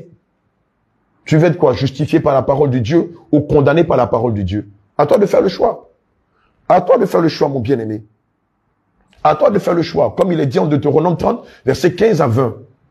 À toi de faire le choix. Soit d'être justifié par la parole ou d'être maudit et condamné, jeté dans le feu de la gêne pour l'éternité au travers de la parole de Dieu. Bien-aimé, je t'appelle à la repentance. Prenons 2 Chroniques 7, verset 14. Et quelqu'un prend 1 Jean 1, verset 9. Nous allons nous arrêter là. 2 Chroniques 7, verset 14. 2 Chroniques 7, verset 14. 2 Chroniques 7, verset 14. Alléluia. Amen. Si mon peuple, celui qui est invoqué mon nom, s'humilie, prie et cherche ma face, et s'il se détourne de ses mauvaises voies, je l'exaucerai des cieux, je lui pardonnerai son péché et je guérirai son pays. Alléluia. Voici ce que le Seigneur Jésus dit. Il t'appelle à la repentance. Il t'appelle à abandonner ces faux dieux-là. Il t'appelle à ne plus te prosterner devant ces choses-là. Regardez ce parfum-là. Regardez celui-là. Il a le symbole du cadenas. Et dans le monde occulte, les cadenas sont utilisés pour posséder des gens. Un homme vous drague, il ne vous intéresse pas. Il a votre nom, il a votre photo sur Instagram, sur Telegram, sur Facebook, sur WhatsApp ou sur d'autres réseaux sociaux. Il n'a qu'à récolter votre nom et votre photo. Il amène un cadenas chez un marabout et un parfum. Ils vont travailler le cadenas avec des poupées, des poupées qu'on voit dans le vaudou, des poupées qu'on appelle des figurines ou des téraphimes. Chez nous, en Agni, ça s'appelle des ababa. C'est des figurines comme ça, avec des fils. J'ai vu le fil là même. Un fil blanc comme ça. On peut me l'envoyer s'il vous plaît. Un fil blanc. Voilà. Et donc, voilà. Le fil va être utilisé avec le cadenas et un senteur. Amen. Voilà. Le senteur, le cadenas, les figurines, 2 figurines, l'homme et la femme. L'homme va représenter celui qui vous courtise et dont vous lui résistez. Et la femme, la figurine femelle, ce sera vous. Avec des fils, c'est du fil blanc comme ça. Amen. Et ils vont attacher les 2 figurines avec le cadenas. Amen. Comme ça, attaché au fil. Amen. Et ils vont déverser tout le senteur là-dessus. Amen. Ou ils vont travailler le senteur avec des versets coraniques. Merci Seigneur. Avec des versets coraniques. Et le marabout va faire, il va déclarer des paroles incantatoires sur la base de votre nom, sur la base de votre photo et sur la base du nom et la photo du monsieur. Et il va vous dire, allez donner le parfum à la bonne dame. Ma bien-aimée, évitez de prendre des parfums. Déjà même la Bible nous interdit de prendre des parfums.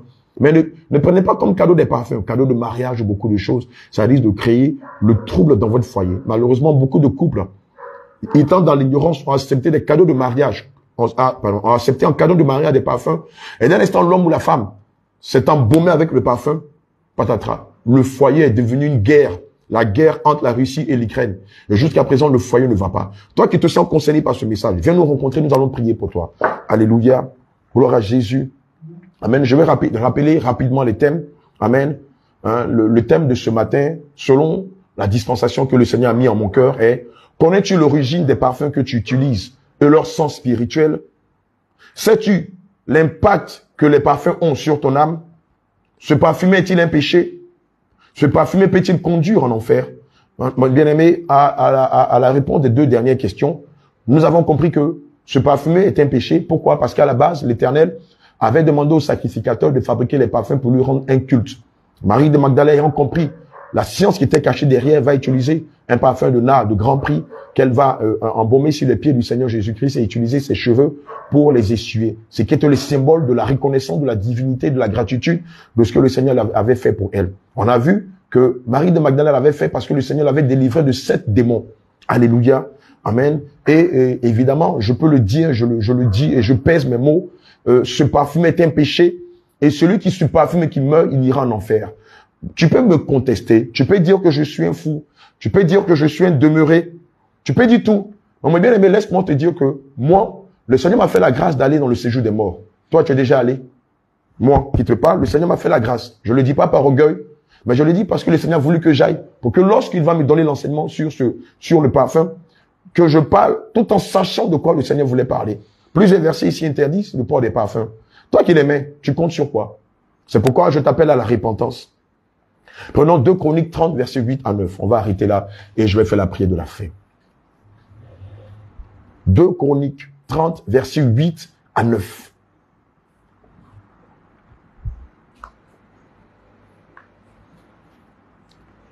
Là, mon cœur saigne.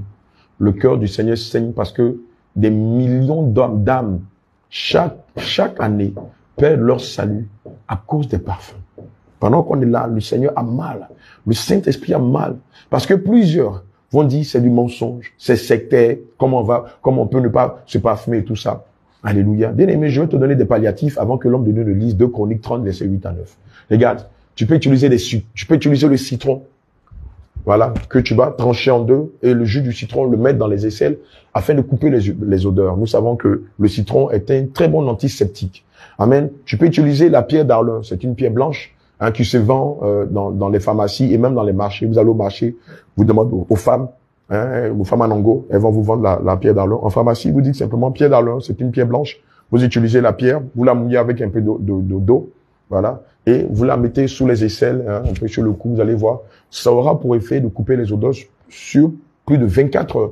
D'ailleurs, même la pierre d'Arlun est utilisée dans les produits de parfumerie.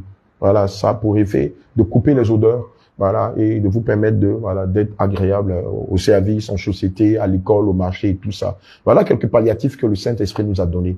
Mais ces choses-là, livre de Yves Saint Laurent, sensuelle femme, histoire de femme sensuelle de Mauboussin, voilà, Montguerlin, voilà, Montguerlin, Amour, Gucci, XX, langue de serpent, séduction, marabout, voilà, Saint-Clair, voilà, cercueil, voilà, des parfums qui s'appellent Saint-Clair, qui s'appellent serpent, des parfums qui s'appellent dragon, voilà, des parfums qui s'appellent Aqua d'Igua, et on voit une sirène qui sort des eaux et tout ça. Tu ne peux pas les mettre sur toi. Et Aqua d'Igua, ça veut dire, les esprits qui viennent de la mer. Aqua d'Igua, l'eau qui vient de l'eau. Amen. Et je veux terminer avant que l'homme de Dieu ne lise 2 Chroniques 30, versets 8 à 9. Lorsque vous êtes devant la télévision, que vous regardez Canal Horizon, puisque c'est de là que beaucoup de choses viennent, beaucoup de choses révélatrices sortent. Quand vous regardez les pubs de parfumerie, vous allez remarquer que on a plusieurs symboles de la sorcellerie dans les publicités de parfumerie. Les premiers symboles, c'est la couleur rouge et noir.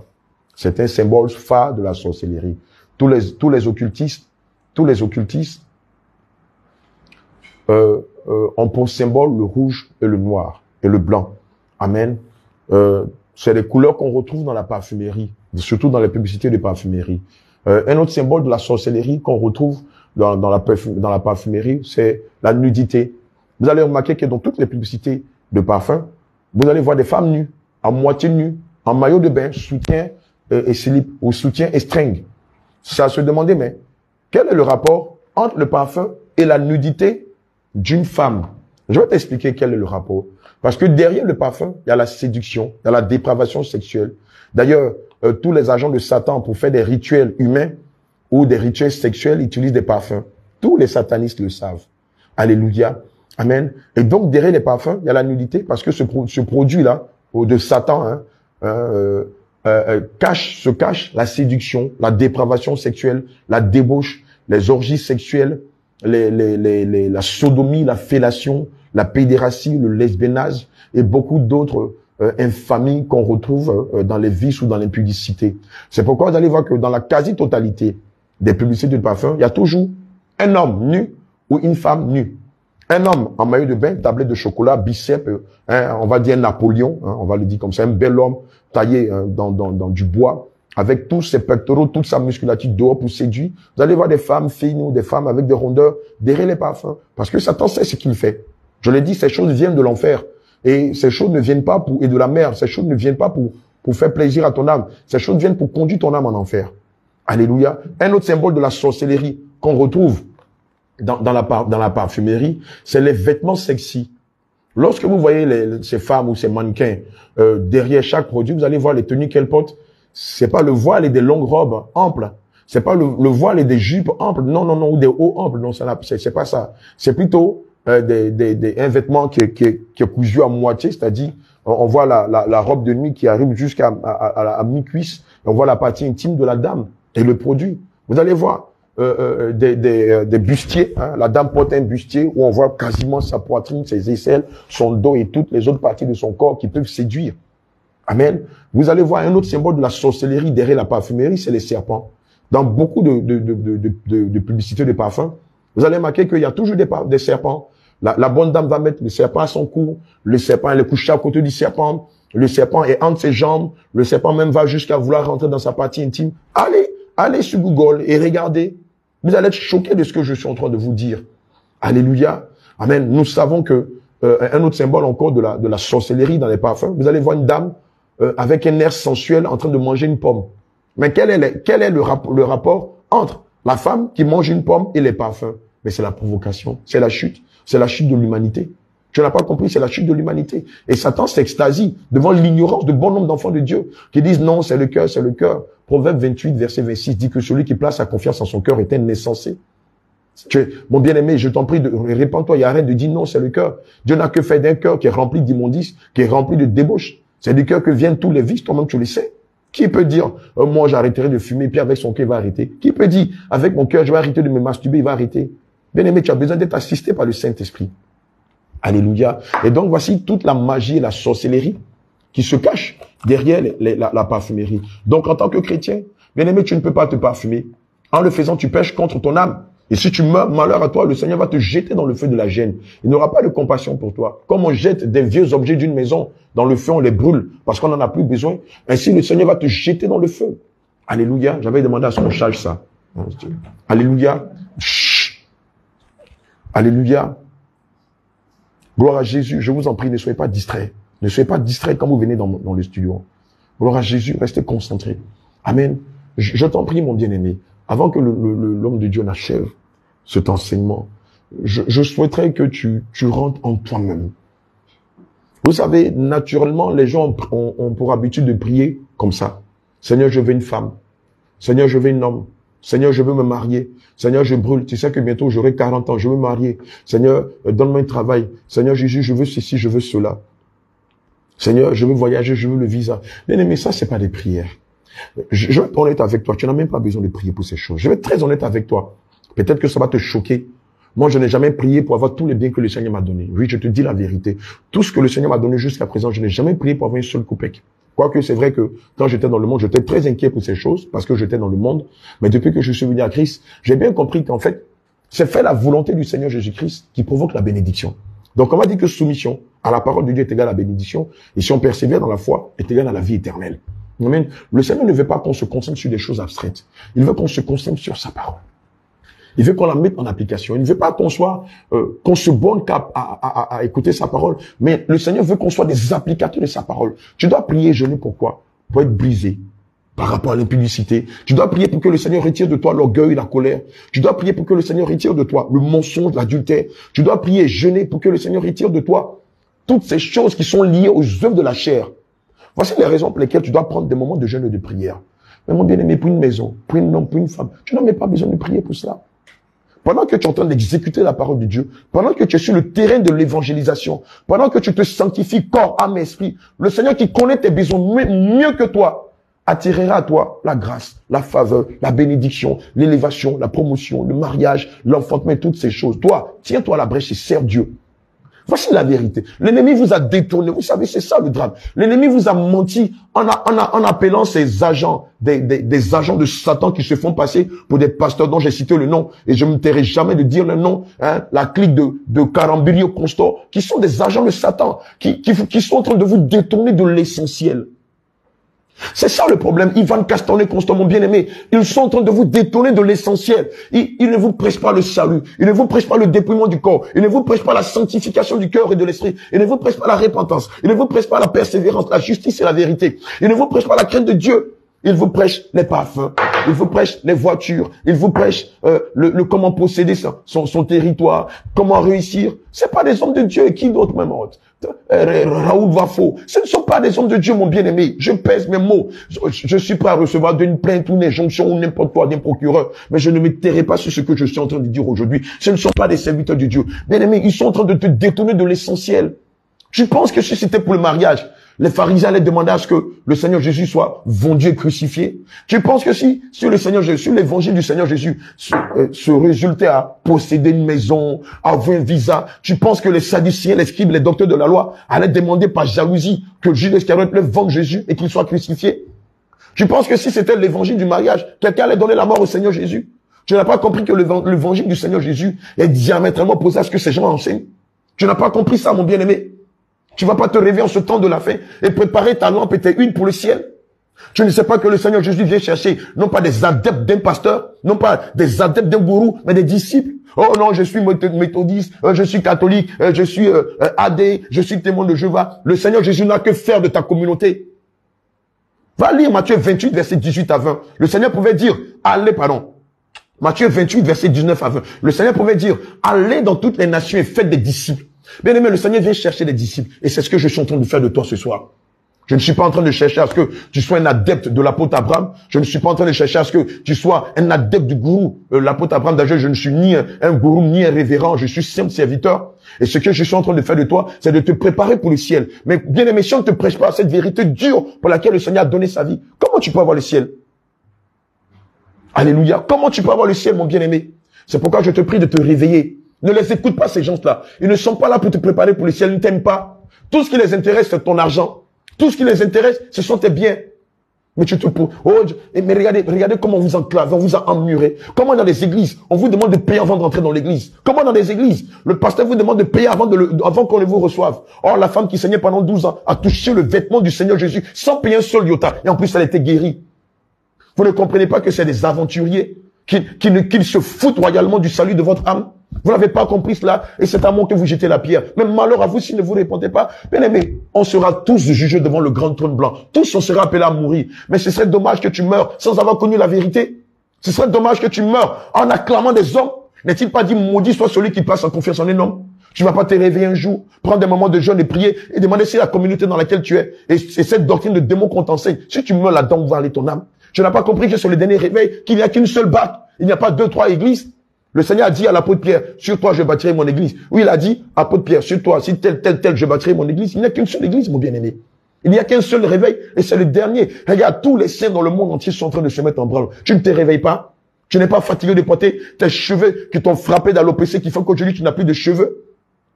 Tu ne te réveilles pas de ta dépigmentation. Tu ne vas pas te repentir de ta dépigmentation, ma bien-aimée. Et demander au Seigneur de te pardonner pour ton ignorance et chercher à retrouver ta vraie peau, ton vrai teint. Tu n'es pas fatigué de mettre de faux cils, de changer la couleur de tes yeux en mettant des lentilles de contact. Ma bien-aimé, tu ne vas pas te réveiller. Mon bien-aimé, tu n'es pas fatigué de prendre la drogue, de fumer la cigarette, de suivre des hommes.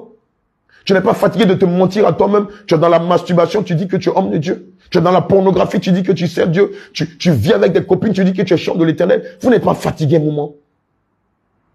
Vous ne venez pas venir servir Dieu en esprit, en vérité. Être heureux de servir Dieu sans hypocrisie.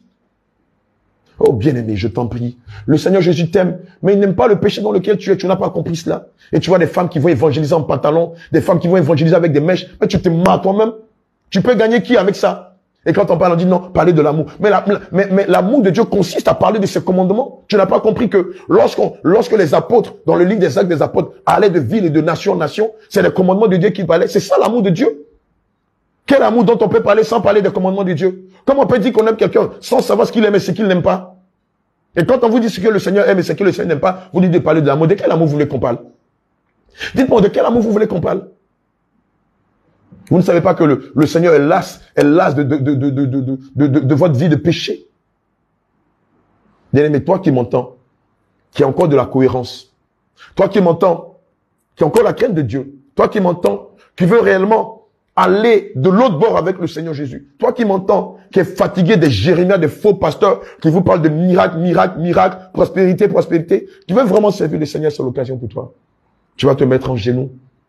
Tu vas t'humilier. L'homme de Dieu va lire le passage. Et juste après, je vais faire une prière simple. Je sais que l'Esprit de Dieu va te visiter. 2 Chroniques 30, verset 8. Ne raidissez pas votre cou, comme vos pères. Donnez la main à l'Éternel. Venez à son sanctuaire, qu'il a sanctifié pour toujours. Et servez l'Éternel votre Dieu, pour que sa colère ardente se détourne de vous. Amen. Si vous revenez à l'Éternel, vos frères et vos fils trouveront miséricorde auprès de ceux qui les ont emmenés captifs. Et ils reviendront dans ce pays, car l'Éternel votre Dieu est compatissant et miséricordieux, et il ne détournera pas sa face de vous. Si vous revenez à lui, si vous abandonnez vos parfums, si vous abandonnez vos secrets, si vous abandonnez les produits qui augmentent vos postérieurs, vos seins, qui augmentent toutes les parties de votre corps, si vous abandonnez toutes ces choses qui ont le but de satisfaire la chair et non pas l'esprit, si réellement vous vous remettez en cause, vous rentrez en vous-même et que vous vous dites, Seigneur, j'ai mal agi, je te prie de me pardonner parce que tu as dit dans ta parole que je ne tiens pas compte du temps d'ignorance. Aujourd'hui, je veux repartir à zéro avec toi. Bien-aimé, voici ce que tu vas faire à l'instant même. Tu vas rentrer dans ta chambre. Non, ne te prosterne pas. La commode que voici, check là-bas. La commode que voici, tu vas prendre sur la base de Deutéronome 7, versets 25 à 26. Tu vas prendre tes faux cheveux. Tu vas prendre tes idoles de statue de Marie. Tu vas prendre tes idoles de sacrifice, de crucifix. Tu vas prendre tes perles oreilles, tes bracelets, tes chaînes, tes boucles d'oreilles. Tu vas prendre tes faux cheveux. Tu vas prendre tes parfums, tes produits cosmétiques. Tu vas prendre tes huiles parfumées que tu utilises pour ta toilette intime dans le but de séduire des hommes et de faire des bénis oui-oui. Tu vas prendre tes encens. Tu vas prendre tes bagues, même ta bague de mariage, toutes ces choses. Tu vas les mettre dans un sachet. La première des choses que tu feras, tu vas les mettre quelque part dans le coin de ta maison, tu vas tous les brûler sur la base de Deutéronome 7, verset 25. Oh, bien-aimé. Bien-aimé, le Seigneur ne peut pas te pardonner tes péchés s'il n'y a pas de restitution. Si tu ne répares pas le tort que tu as fait, tu vas commencer par là. Brûler toutes ces choses-là, parfums, produits cosmétiques, produits de beauté, produits éclaircissants, faux cheveux, faux cils, produits qui changent la couleur de ta peau, produits pour te défriser les cheveux, produits les défrisants, les poudres, parfumés et beaucoup de choses, les huiles et les produits pour augmenter ton postérieur, ta poitrine, pour augmenter tes hanches ou tes cuisses, les produits que tu utilises dans le but de laver ta partie intime et d'amener les hommes à être détruits par toi. Tu vas te débarrasser de toutes ces choses-là. Tes bougies parfumées avec lesquelles tu pries pour avoir la faveur ou la chance, tes parfums que tu utilises pour attirer les hommes ou les femmes, tu vas détruire toutes ces choses. Et quand tu auras fini de les détruire, tu vas venir te prosterner devant ton lit. Et tu vas faire cette prière après moi. Seigneur Jésus, je reconnais que je me suis trompé de culte. Je pensais te rendre un culte en suivant des hommes qui se sont fait appeler des pasteurs. Mais malheureusement, j'ai été trompé par eux. Et moi-même, j'ai été trompé par moi-même, car pensant que te rendre un culte, c'est suivre la chair, c'est suivre le monde, c'est suivre la mode, c'est suivre le modernisme ou la civilisation ou la tradition. Seigneur, je reconnais que j'ai failli dans ma mission. Tu m'avais appelé à me préparer pour le ciel. Mais moi, je me suis préparé à détruire mon corps qui est ton temple. Éternel Dieu Tout-Puissant, Adonai, toi qui as versé ton sang à la croix de Golgotha pour la rédemption de mes péchés et pour le salut de mon âme. Seigneur, je te prie de me pardonner. Seigneur, je reconnais que j'ai mal agi. Je reconnais que je me suis laissé emporter par la vanité. Je reconnais que je me suis laissé emporter par l'orgueil, par le m'as-tu vu. Je me suis laissé emporter par les fausses apparences. Je me suis déguisé. Oh, j'ai fait des choses qui n'étaient pas à ta gloire. J'ai utilisé des parfums qui ont même provoqué le cancer de sein, le cancer de sang et le cancer de peau dans ma vie. Aujourd'hui, j'en paye le prix. Seigneur, je te prie de me pardonner. Seigneur, s'il y a encore de l'espoir, Papa, pardonne-moi. Oh, je sais que tu es le Dieu de miséricorde. C'est pourquoi ce matin, je viens devant ton trône de miséricorde afin d'obtenir de toi la miséricorde. Seigneur, je ne veux pas être un déchet devant toi. Je ne veux pas être rempli d'asticots lorsque je me parfume. Non, Seigneur, je veux porter ce parfum de bonne odeur qui est la justice, qui est l'amour, qui est la tempérance, qui est la débonarité, qui est l'hospitalité, qui est la fidélité, qui est la maîtrise de soi, qui est la charité et la gentillesse. Seigneur, voici le type de parfum que je veux porter. C'est pourquoi en ce jour, je prie que ton sang me lave. Je prie, Saint-Esprit de Dieu, afin que ton sang me lave.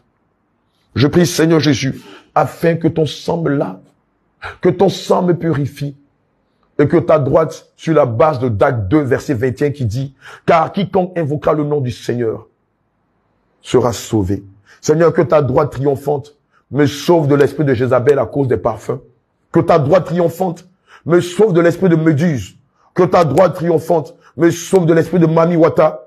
Que ta droite triomphante me sauve de l'esprit d'Astarté. Que les boutons qui ont été provoqués à cause des mèches, que ton sang me guérisse. Que ton sang, Seigneur, maintenant que je suis en train d'enlever mes mèches, que le visage que tu m'avais donné, ce beau visage d'enfant que tu m'avais donné, ce visage d'enfant, le sein que tu m'avais donné, que ce visage soit restauré par ton sang. Que ta droite me délivre de l'esprit de Jézabel, de l'esprit de Méduse, de l'esprit d'Astaté, de Mamiwata, non, de Jésus. Que ta droite me délivre des chaînes de la mondanité, de l'ignorance. Que ta droite me fasse sortir de toute forme de prison liée à l'impudicité à cause des parfums, des produits cosmétiques et de beaucoup de choses semblables. Oh oui, Seigneur, je te prie, Père, de me pardonner, de me purifier et de me libérer de tout fardeau. Au nom de Jésus, j'ai prié. Quelqu'un dit Amen. Bien-aimés, nous rendons grâce à Dieu. Nous avons fini aujourd'hui, mais nous n'avons pas fini de servir l'Éternel. Bien-aimés, je te prie de reconsidérer tes voies, de rentrer en toi-même et de te poser les bonnes questions. Demande par ricochet l'état spirituel de ton pasteur. Demande par ricochet l'état spirituel de la communauté où tu es. Demande par ricochet au Seigneur Jésus si la doctrine, les enseignements que ton pasteur te donne peuvent te donner le ciel. Le Seigneur aime ce type de questions. Il va se révéler à toi sur la base de Jérémie 33:3 qui dit « Invoque-moi au jour de la détresse et je te montrerai de grandes choses, des choses cachées que tu ne connais pas. » Le Seigneur te dira quel est l'état spirituel de ton pasteur, quel est l'état spirituel de la communauté où tu es et évidemment, si la doctrine que tu entends dans ta communauté peut te donner le ciel. Quant à moi, je te dis au revoir et j'espère que nous pourrons nous retrouver non plus comme tu étais avec des faux cheveux, non pas avec des coupes mondaines, non pas avec des parfums, non pas avec des produits cosmétiques, non pas avec des huiles parfumées dans le but de séduire, mais avec les parfums qui sont dans Galates 5 verset 22 qui, ma foi, si tu es persévérant, si tu marches véritablement dans la sainte doctrine, qui pourront te donner le salut. Sur ce, shalom, shalom et à très bientôt. Que le Seigneur nous bénisse. Shalom, shalom.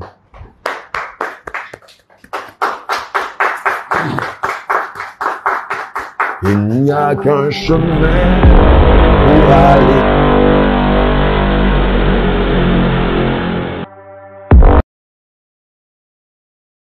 Il n'y a qu'un chemin pour aller au ciel. Est-ce que je pourrais aller? Les anges par milliers parcourent le ciel. Ils sont vêtus en habits blancs. Et moi, pécheur, je me pose la question. Est-ce que je pourrais aller? Et toi, voleur, pose-toi la question, est-ce que tu pourras aller aussi?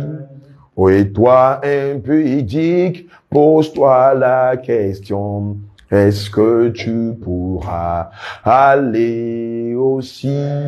Aller aussi. Les anges par milliers parcourent le ciel, ils sont vêtus en habits blancs. Et toi, pécheur, pose-toi la question, est-ce que tu pourras aller aussi? Aller aussi.